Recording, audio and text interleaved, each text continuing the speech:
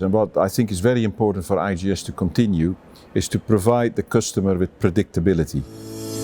My name is Edwin Blom.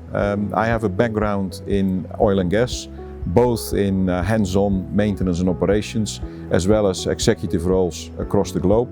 And I used to be a customer of IGS. What I liked about IGS when I was a customer was that you could go through the challenges and the problems that you had and design a solution for that, and then of course successfully apply that. So on the operational side, they're extremely strong. I mean, the responsiveness is very good. There's quality of materials and people and procedures. The design of the materials, for example, that are being used, I've only seen that with IGS, doing it that well, so that you really have something where you can be sure it will last for many, many years and it will really arrest my corrosion problem, for example, with HVTS.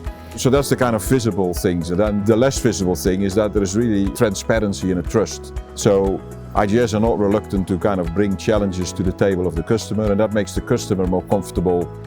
So what I see from IGS, and what I think is very important for IGS to continue, is to provide the customer with predictability. So predictability of the outcome, because IGS solutions, they address a number of problems.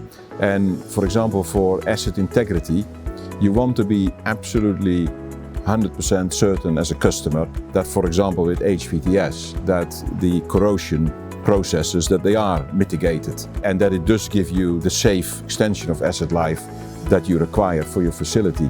But also when it comes to emissions reduction, all client companies are dealing with sometimes very strict and hard to achieve targets. So if you then invest money in innovative solutions that bring the emissions down, you want the outcomes to be predictable.